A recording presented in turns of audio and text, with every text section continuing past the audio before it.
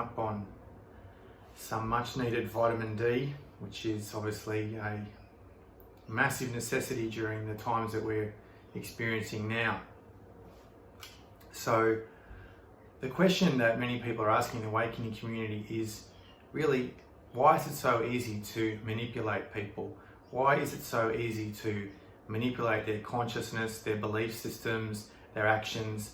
And it's a really pertinent topic considering what we're going through at the moment with the coronavirus and all of the ramifications and implications that are having on our restrictions on our behavior, on our usual day-to-day activities, and of course everything around work, socializing.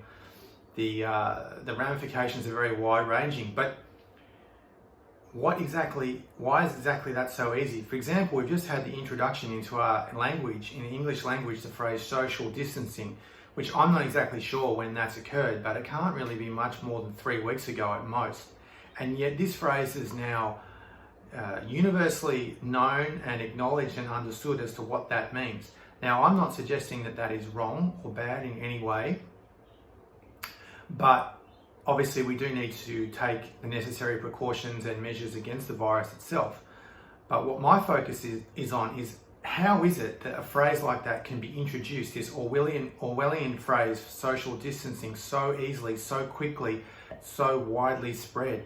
It's quite profound, it's quite amazing. I personally do think that there is a need to practice various restrictions so the virus doesn't get spread around and the curve drops off and all the things that everybody already knows about.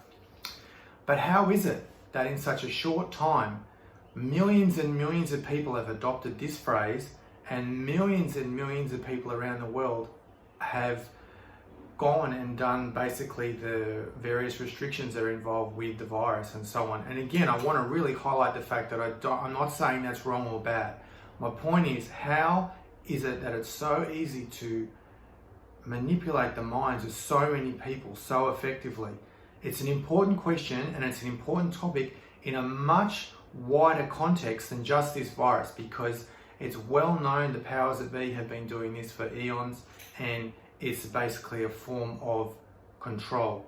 And the answer you're going to get from me is not a simple one. It's going to be quite complicated from an esoteric point of view, because the information I'm going to go through in this video, it highlights and it really zones in on the essence of what is going on here, because many people in the awakening community just can't understand how is it that this can actually occur. And it's not just about this particular topic, it's a whole range of phenomena. And why is it people can't wake up? Why is it people are so conditioned? And why is it that people are so asleep? Well, the answer really lies into that, obviously, in terms of consciousness. And consciousness from the point of view of the chakras, which is the 7 energy centers that are minor chakras and so on, but I'll just focus on the major ones that are known in the esoteric traditions. And they're given various names in terms of the subtle bodies and so on, but the chakras themselves are Sanskrit term for wheel. Chakra means wheel. Now, the issue here is that not that the chakras are necessarily good or bad, it's what we're referring to in this control mechanism as what's dominant. And what's dominant in the psyche of the collective is the water element from the perspective of the chakras, and specifically Svadhisthana chakra. That's another Sanskrit word, and that basically is an energy center where approximately 80% of people on this planet are dominant on. Now that means that regulates, defines, and controls how they perceive reality, how they interact with the universe, and how the universe interacts in turn with them. Is very, very significant in this conversation around mass control that powers that be are very, very aware of. Now, the issue with Svadhisthana is not that it's a bad chakra, it's where we actually connect. It's a very complex sphere of consciousness, but what I'll focus on is the essence that it is really determining the collective belief systems, the collective views, the collective ideas, the collective behaviors of everything in this reality, not just any particular social, political, economic issue. So this chakra is basically the collective. And when we think of mass events, mass sporting events like the Olympics or elections, which, not sporting events, but yeah. And mass views on particular social, it's dominated by the collective. It's the herd mentality, the collective mentality. And this is regulated by the water element.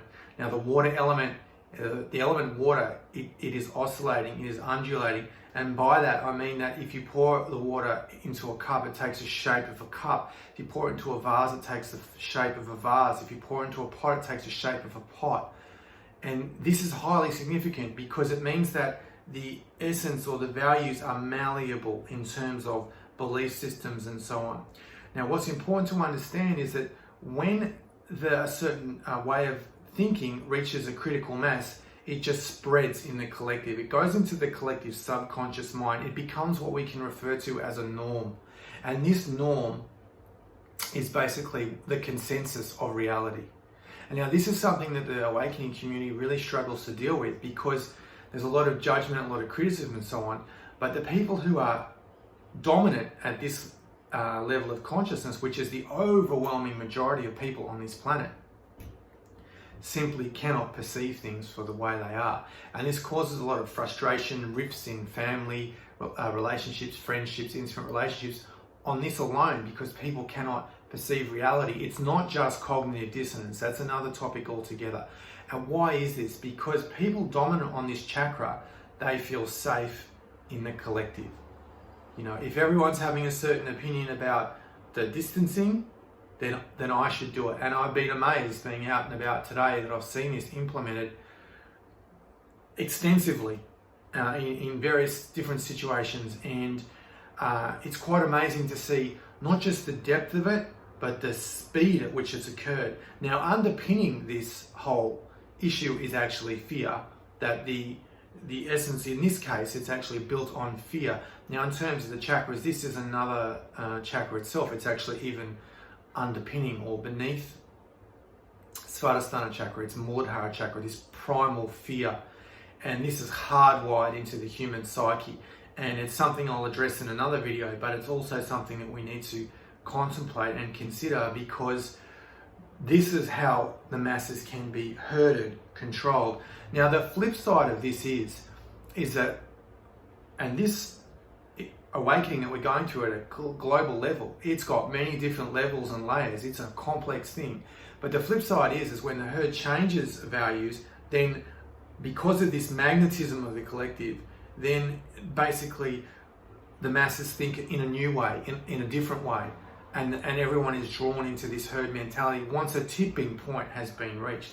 Now, this tipping point is essential for a belief, an idea, a concept, a way of living, a behavior to spread into the collective mind. Now, those of you watching this video probably completely understand what I'm talking about from a general perspective, but the ultra part of it, what is significant is that the chakra above this, the energy center above this, Manipura chakra, regulated by the fire element, is basically the leaders of the crowd. It's basically having this idea of self-determinism, of sovereignty, of self-belief, of empowerment, of optimism, of confidence, of willpower, of dynamism, all these kind of dynamic qualities that reflect the fire element. And this is what the thing that many people struggle to understand is that people in this framework that are compressed into this state of consciousness in Svadhisthana cannot, in essence, perceive reality for what it is. They are simply communicated through elements such as the mass media, it's a big one, to believe, think in a certain way, and then it becomes a collective belief system and understanding. And so this is a very, very powerful understanding and the deepest understanding we can have of why that these certain practices and certain ways of thinking, living and so on are able to be sort of indoctrinated into humanity and spread into the collective. It's simply because the consciousness on Svadhisthana is very concerned about fitting in, about being part of the norm, and about having this safety in numbers type way of being. Whereas the antithesis of Manipura chakra, the navel chakra, that is immune in a certain way to this mass collective, because, and this is why the leaders of the crowd, they know how to inject and indoctrinate people, because they are often, not always, but often have at least some activation of this chakra. Now, when consider the chakras, it's not black and white. There are things that are in grades or percentages, if you want to think of it like that. It's not necessarily on off, but the people in Manipura, they are actually in this way having this verticality moving up through the chakras, and this is where the conversation of raise your vibration is so important and so on, because there is actually something to this. It's not completely accurate, but it's definitely in the bigger picture, in a wider perspective, having a necessary aspect of our evolution, of our awakening, because the ones of Manipura, they're more focused on this self-determinism, and this is why people in the awakening community can see beyond the propaganda, the manipulation, the control systems, all these things, which is another video. But this is in the essence, this is a very, very, in essence, the most esoteric explanation for this ability to manipulate mass consciousness. And as I said, there's a flip side to it, so stay tuned for more, because this is important in this journey of awakening. There are many chapters in this story, and we're only in one chapter at the moment. So stay positive, and thanks for watching. We live in epic times.